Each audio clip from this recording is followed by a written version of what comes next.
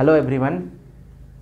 आज मैं बताने जा रहा हूँ कि how to make effective notes for GS topics, specially GS के ऐसे टॉपिक्स जिनसे फ्रीक्वेंटली क्वेश्चंस पूछे जा रहे हैं यूपीएससी मेंस में। तो आज मैंने उठाया सोसाइटी के topics and very important topic in society is globalisation.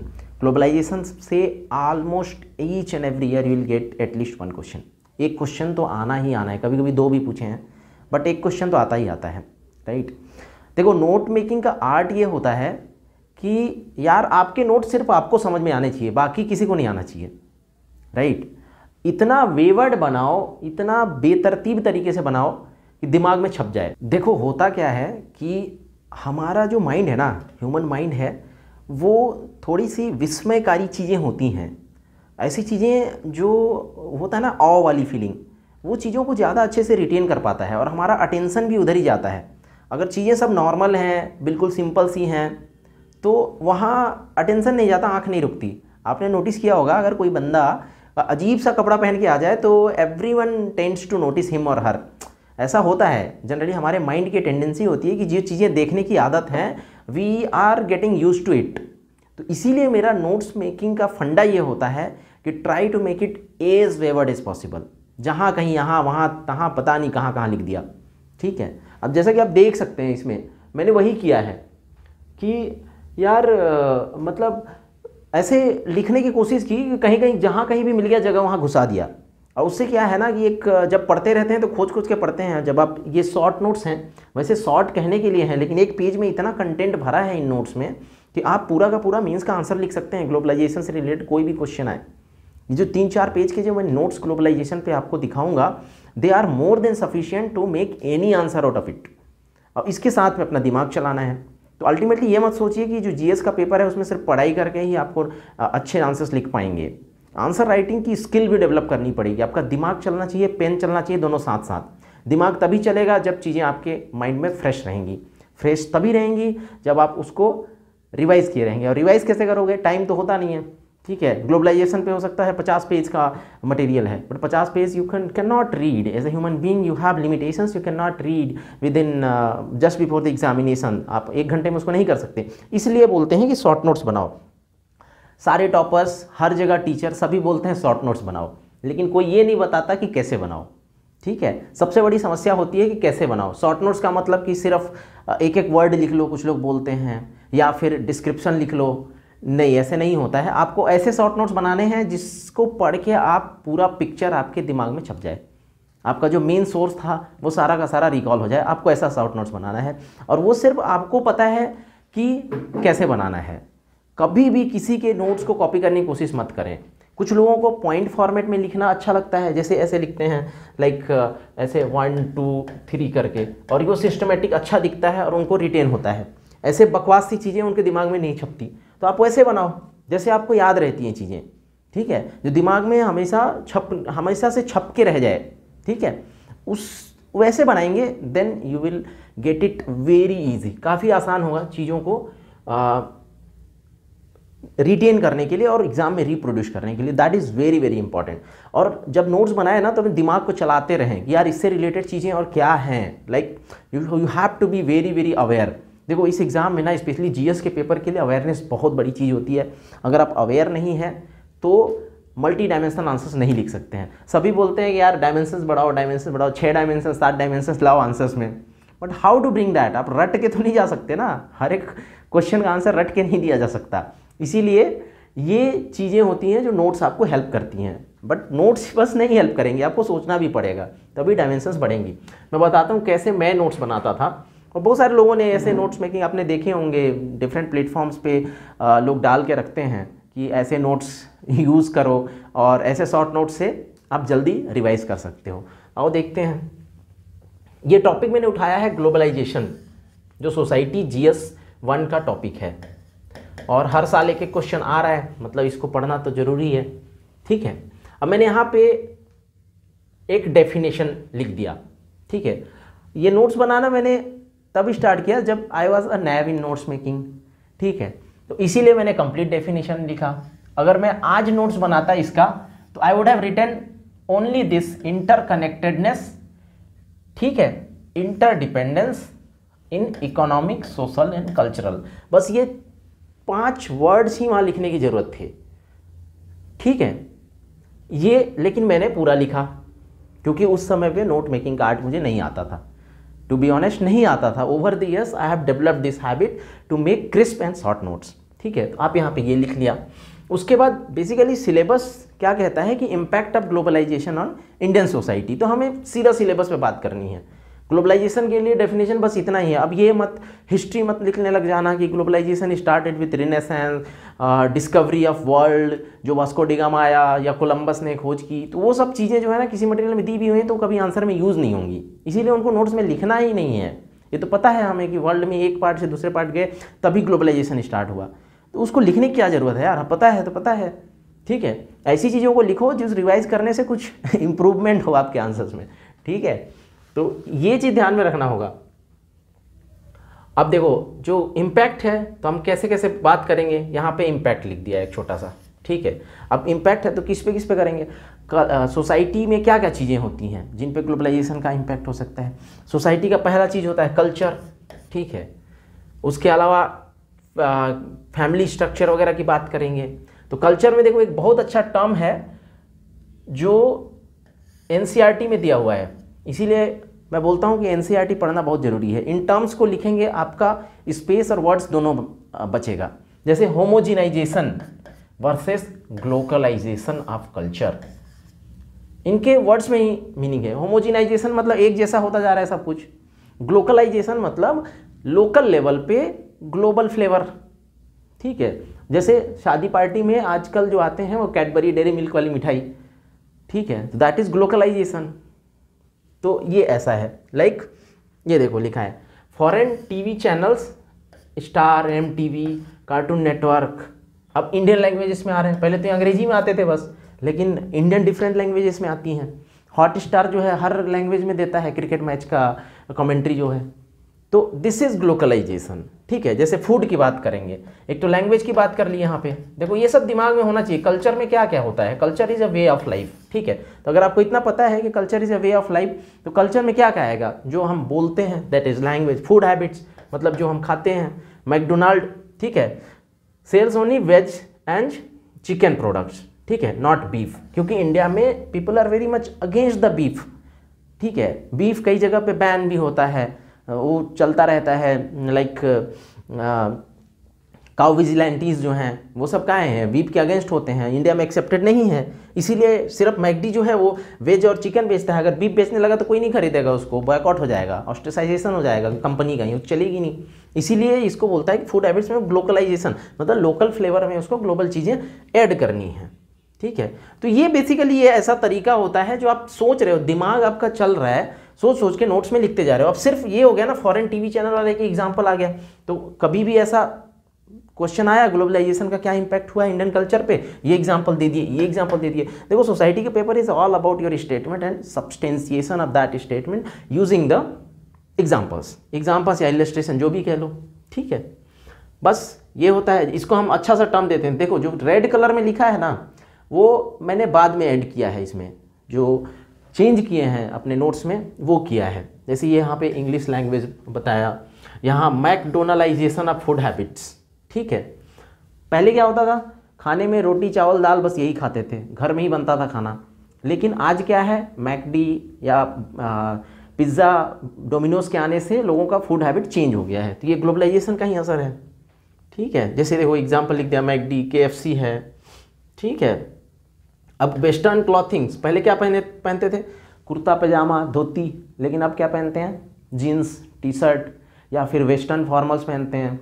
महिलाएं भी आजकल टॉप एंड अलग तरीके की कुर्ती वगैरह आने लगे हैं, जो कि डिफरेंट फैशन का एट्रीब्यूट्स है, ठीक है। अब देखो इसी डिफरेंट एस्पेक्ट में खोलते जाएंगे चीज़ों को, आप नोट्स बनाते जाएंगे, और ये आप किसी सोर्स से मतलब कर सकते हैं। ज़रूरी नहीं है कि आपको खुद से इतना सोच के आएगा, आप जो सोर्स फॉलो कर रहे हैं ना उनको बस कंसाइज फॉर्म में लिखते जाओ, ठीक है। बस यही तरीका होता है और कुछ नहीं, तो आपका टॉपिक तैयार हो जाएगा और ये इतना कॉन्क्रीट होगा ना कि आपको भागना नहीं पड़ेगा। लास्ट में क्या होता है, दिक्कत तब आती है जब एग्ज़ाम आने वाला हो और पता चला कि यार जितना पढ़े थे कुछ याद ही नहीं आ रहा है, ठीक है दिमाग हो गया ब्लैंक। उस टाइम पे देखो ये ब्रह्मास्त्र ऐसे ही नोट्स काम आते हैं, ठीक है। और मेरी तो बहुत हेल्प करी है इन्होंने। सभी लोग होते थे टेंशन में कि यार कुछ याद नहीं आ रहा है, मैं अपने नोट्स पढ़ते रहता था, राइट। और जीएस में डेफिनेटली बहुत अच्छा स्कोर हुआ मेरा, मतलब जो तीनों अटैम्प्ट्स थे जिसमें मैंने इंटरव्यू दिया, क्वालिफाई किया, सब में GS 1 में एबव 115 मार्क्स आए हैं। तो यू कैन से कि ये जो उसमें सोसाइटी का बहुत बड़ा इम्पैक्ट रहा है, क्योंकि वर्ल्ड हिस्ट्री मुझे कभी आता नहीं था, उसके क्वेश्चंस ऐसे ही फर्जी लिख के आते थे। और क्या बचता है, इंडियन हिस्ट्री और art and culture. Art and culture में तो कोई आंसर बढ़िया लिख ही नहीं पाता है मेंस वाला, क्योंकि इतना वास्ट सिलेबस है, और इतना वास्ट सिलेबस है, और मतलब इतना ज़्यादा पढ़ के लगता है कि यार कॉस्ट बेनिफिट है ही नहीं उसका। तो कल्चर को तो जनरली छोड़ के ही जाते हैं, जो आया दिमाग में लिख दिया, वहाँ पे भी अपना आंसर राइटिंग स्किल्स का यूज़ करके करते हैं। तो सोसाइटी जो है ना वो लो हैंगिंग फ्रूट लगता था मेरे को, तो इसलिए मैंने इस पर काफ़ी काम किया था। और ये definitely this paid me of, ये तो है, मतलब I can say this with this much conviction that society has definitely paid me very very high dividends, right. तो देखो अभी इसमें काउंट ऑन करेंगे मूवीज़, बस इनको ना घेरते जाओ और मतलब ये करते जाओ, जो पॉइंट्स हैं आपके जिस भी सोर्स से ले रहे हैं, ठीक है, जिस भी सोर्स से आप ले रहे हैं वहाँ से निकालो और इनको थोड़ा सा विजिबल करते जाओ। जैसे मैंने हाइलाइटर्स भी यूज़ किए हैं, देखो इसको पढ़ते टाइम ना, जो रिवाइज करते टाइम होता है ना, रिवाइज करते टाइम देखो ये हाइलाइटर से इसको हाईलाइट किया हुआ है, ठीक है। ये है जैसे पीछे पीछे पीला कलर का दिख रहा है, वो हाईलाइटर से हाईलाइट किया हुआ है, ताकि मतलब बार बार रिवाइज किया है, इससे ये मतलब साबित होता है बार बार रिवाइज किया है, ठीक है। जैसे ये आगे आता है कि योगा वगैरह कैसे आया है, ठीक है ना, और इंडिया का जो है क्या बोलते हैं इन्फ्लुएंस ग्लोबल लेवल पे कैसे बढ़ा है। तो ये सारी चीज़ें हैं, इनको इन नोट्स को मैं शेयर भी कर दूंगा, जो कि आप अच्छे से देख सकते हैं। इनका PDF बना के मैं शेयर कर दूंगा, डोंट वरी। तो ये बट ये है ना यार कि don't take these notes as a reference books, ठीक है। जो आपके जो मेन रेफरेंस बुक्स होंगे ना उनका कोई सब्स्टिट्यूट नहीं है, ये भी बता देता हूँ भैया, ठीक है। क्योंकि अगर आप बोलेंगे मैं यहाँ से तैयार कर लूँ ना, यू विल गेट लॉस्ट, तुमको लगेगा कि ये है क्या चीज़, समझ में कुछ नहीं आ रहा है। बिकॉज मैंने बताया ना कि नोट्स ऐसा होना चाहिए जो सिर्फ आप समझ सकते हैं, ठीक है, और कोई नहीं समझ सकता। ये चीज़ हमेशा ध्यान में रखना, और ऐसे बनाते जाओगे तो आपका टॉपिक, हर एक टॉपिक बहुत अच्छा हो जाएगा। जैसा कि इम्पैक्ट ऑफ ग्लोबलाइजेशन और इंडियन सोसाइटी की बात कर रहे थे हम लोग, और जैसे notes making, I was talking about the art of note making. आपको अपने नोट्स अपने लिए बनाने हैं, दुनिया के लिए नहीं बनाने हैं, ठीक है। डोंट फील कि मतलब मैं सिलेक्शन हो जाएगा तो मैं अपने नोट्स शेयर करूंगा, सब लोग देखेंगे, फिर उससे पढ़ के बाकी लोग सेलेक्ट होंगे। भैया पहले खुद सेलेक्ट हो जाओ, ठीक है। इसीलिए अपने नोट्स अपने लिए बनाना, राइट। हाँ, एक बार आप सिलेक्शन हो गया तो उसके बाद शेयर कर देना और लोगों को बता देना कि देखो ऐसे बना सकते हैं, but first priority should be कि make your own notes for yourself so that you can score well in the examination, ठीक है। तो this is how it is, मतलब इस पे काउंट ऑन करते जाएंगे। मैंने ये खुद से नहीं लिखा, अगेन आई रीइटरेट इट कि I have referred the source, probably the vision IAS का वैल्यू एडिशन मटेरियल, और कुछ NCERT से चीज़ें उठाई हैं।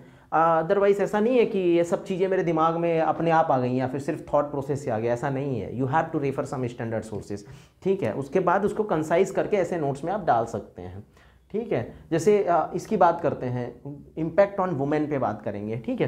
तो नए अपॉर्चुनिटीज़ आई हैं, economic, social progress, equality, modernisation हुआ है, ठीक है। इसको आप और भी कंसाइज थोड़ा कर सकते हैं, जैसे इक्वालिटी मॉडर्नाइजेशन बस लिख दिए, एमंग वुमेन की लिखने की ज़रूरत नहीं है, ठीक है।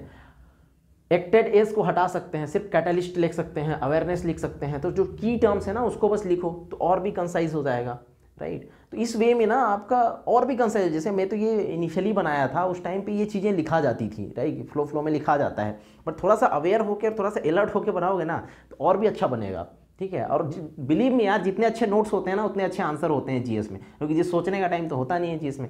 10 मार्कर में आपके पास 7 मिनट है, 15 मार्कर में 9 से 10 मिनट है, सोचने के लिए बिल्कुल नहीं होता। 250 वर्ड 10 मिनट में लिखो, वो भी 10 क्वेश्चन, हाथ एकदम बैठ जाता है, राइट। तो इसीलिए बात यह है कि भैया जितना बढ़िया नोट्स बनाओगे उतने अच्छे नंबर मिलेंगे।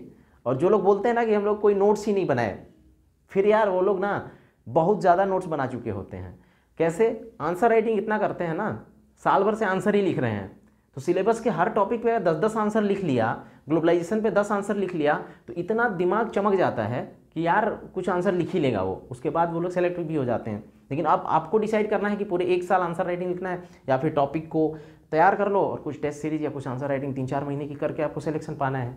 तो it's up to you, how much time do you have, how much effort you wish to give to this preparation. ठीक है, सारी चीज़ें सब्जेक्टिव होती हैं, कुछ नथिंग इज़ वेरी ऑब्जेक्टिव और क्लियर कट हियर। ठीक है, जैसे देखो ये सब मैंने बाद में ऐड किया है, आई विल हाईलाइट दिस कि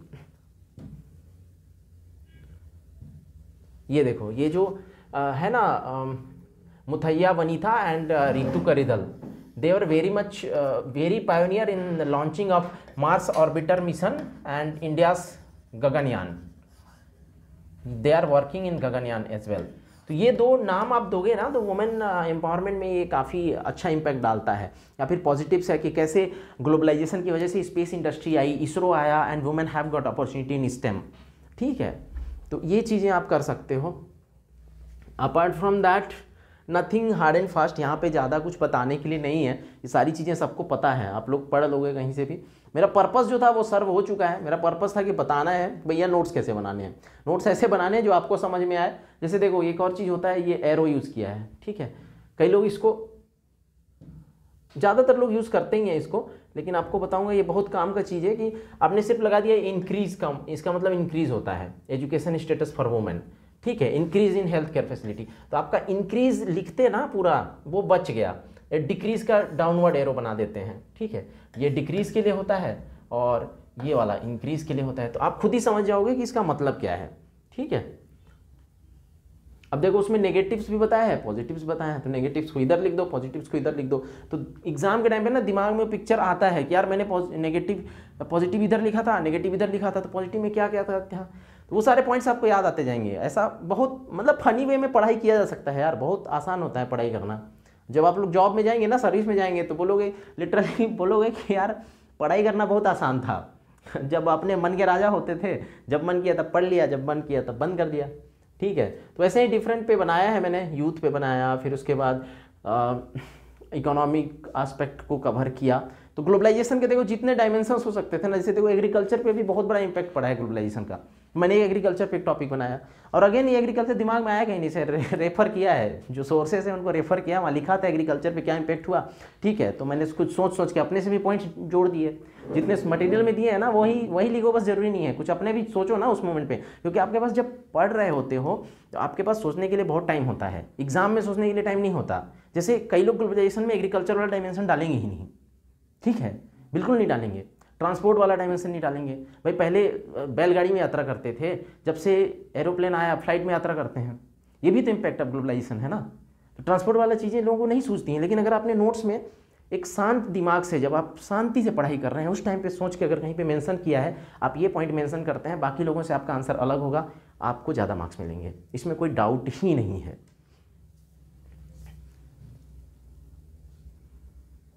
अब देखो जैसे क्या था, बोलता है कि ग्लोबलाइजेशन का एक बहुत फेवरेट वो है, बहुत ही फेवरेट क्वेश्चन है यूपीएससी का, डबल एज्ड स्वॉर्ड बोलता है ग्लोबलाइजेशन को। तो जैसे पहले सोशल इनइक्वालिटी थी, लेकिन ग्लोबलाइजेशन से आने से अब इकोनॉमिक इनइक्वालिटी हो गई है, तो उसको कवर कर दिया। ठीक है, ये चीज़ मैंने न्यूज़पेपर से उठाया है, ये कहीं पे मेंशन नहीं था। ठीक है, तो ये है ग्लोबलाइजेशन पे जितनी भी चीज़ें हैं वो सब मैंने बनाया, और मेरा जो पर्पस था वो बस इतना था कि कैसे आप अपने नोट्स को ऑर्गेनाइज कर सकते हो। ठीक है, अब देखो इसमें तो अलग से, अब जब बाद में मेरे पास आया ना, एक और मैंने नोट्स जोड़ दिया इसमें कि यार अब फटाफट अगर लिखना होगा ना तो कैसे करेंगे। ठीक है, तो उसके लिए खुद से इसको निकाला कि इकोनॉमिक क्या हुआ, सोशल क्या हुआ, कल्चरल इफेक्ट क्या हुआ, बस खत्म। तो लास्ट में कंसाइज करके और कोड दिया कि सिंपल आ जाए क्वेश्चन की what is the impact of globalisation on Indian society. Syllabus को ही उठा के पूछता है यूपीएससी, सिलेबस को सीधा सीधा लिख दिया। तो वैसे मत सोचो अब कि वुमेन पे ये वे ड्वेल करेंगे, 3-4 पार्ट्स में बांट दो, सोशल, इकोनॉमिक, कल्चरल, जो कि 3 मेन एस्पेक्ट हैं ग्लोबलाइजेशन के। तो this was all about note making for globalisation और इंडियन सोसाइटी टॉपिक्स। तो ये इस चीज़ को, सेम फंडे को आप डिफरेंट टॉपिक्स में यूज़ कर सकते हैं। तो यहाँ पे ग्लोबलाइजेशन की बात की मैंने। Hopefully you will gain from this lecture, and I am very thankful for your patient listening. So I thank you all. Thank you.